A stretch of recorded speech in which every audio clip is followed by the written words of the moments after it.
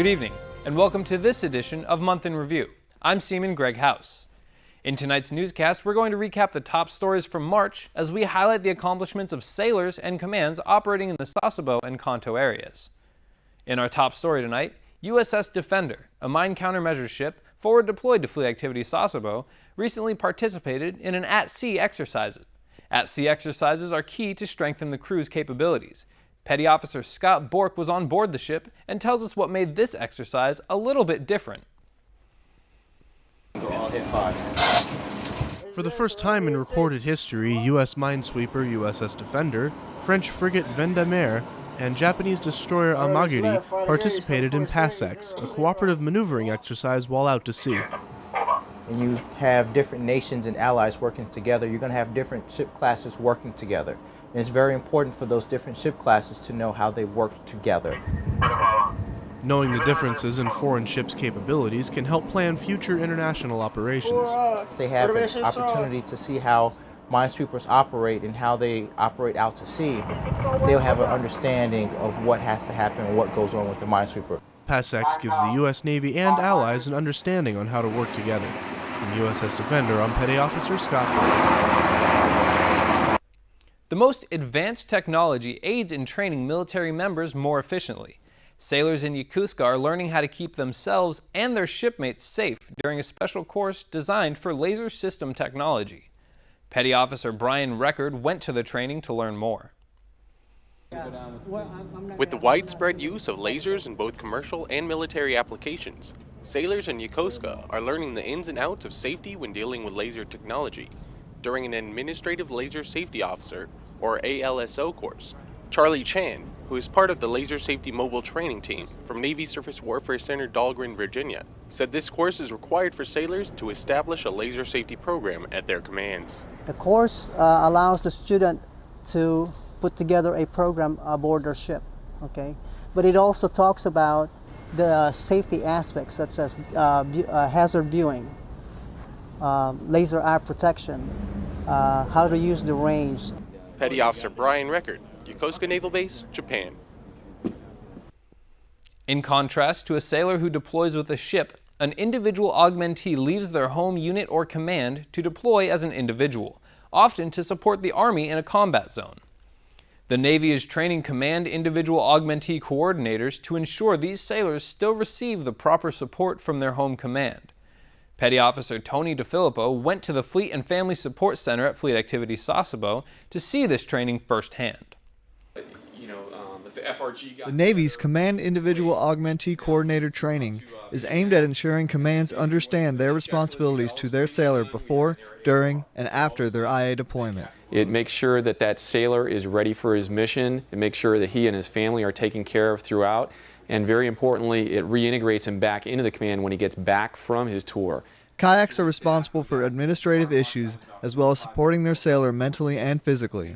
It's an absolutely crucial role in taking care of that sailor and his family. The kayak can really make or break an IA mission. As long as sailors are sent as IAs around the world, kayaks will be a valuable part of keeping sailors mission ready. Petty Officer Tony DeFilippo, Sasebo, Japan. U.S. naval ships are not only where sailors work, often where many sailors, even while in home port, live on their ship. Because of this, ships require large amounts of resources such as food and basic living necessities. Petty Officer Mike Story tells us one way Fleet Activities Yokosuka keeps their ships supplied. If you're ever driving around Yokosuka Base, you might find yourself behind one of these slow-moving transport vehicles called dock mules. So basically, we use them to get like large quantity of material to the ships. Like when the forklift can't handle the job, we basically use the dock mule because it has so much available space to get the material from here to the ship. 12 of these dock mules provide direct support to today's warfighter on a daily basis. So when you see those dock mules going around the base, they're probably slow, noisy, but this sound is not here to bother you or slow you down from going to work. It's simply the sound of freedom to support the warfighter. Petty Officer Michael Story, Yokosuka Naval Base, Japan.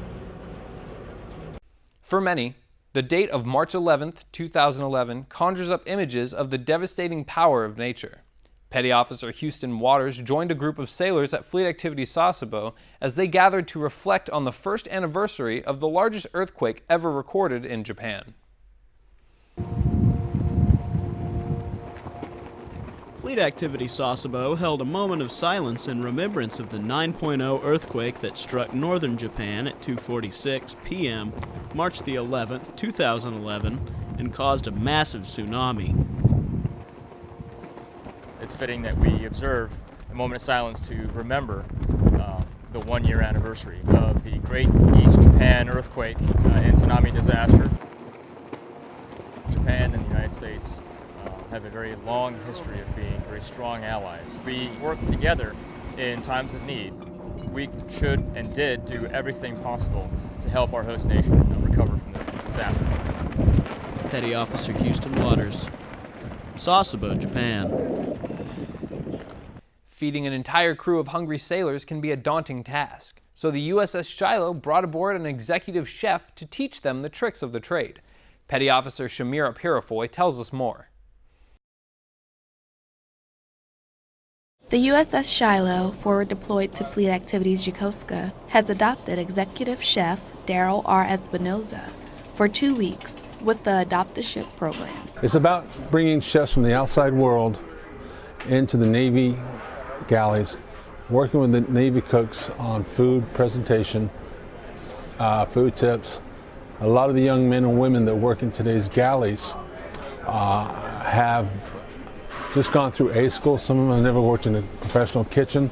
And so for me, this is more about mentoring, teaching, and developing. The rise in food quality has risen morale on the ship.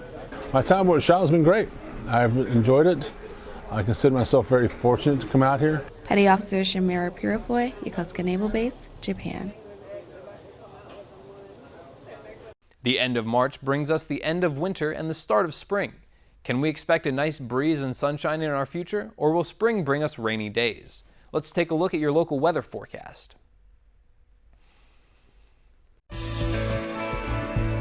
Here's your 3-day weather forecast and current exchange rate for the Sasebo and Kanto areas.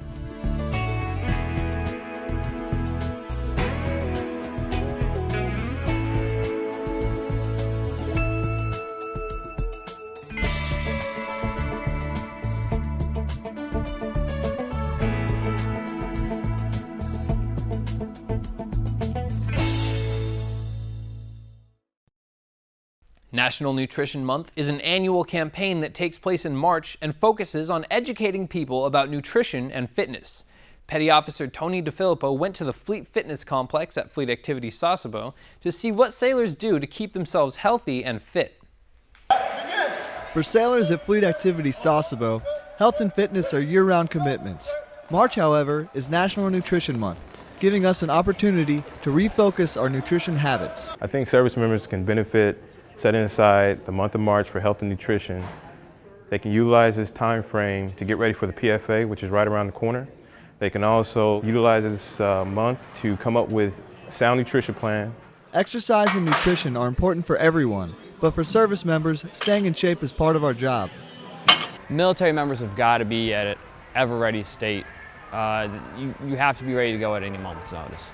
That's what we're here for. Healthy and fit sailors are essential to keeping the Navy strong and mission ready. Petty Officer Tony DeFilippo, Sasebo, Japan. And that does it for this edition of Month in Review. Tune in next Thursday at the same time for a new edition of AFN Sasebo's monthly travel program, Kyushu Explorer. If you'd like to see this and more of our stories, you can follow us on YouTube at AFN Sasebo Japan, or like us on Facebook and have the news delivered to you. I'm Seaman Greg House, and from all of us here, thank you for watching and have a great evening.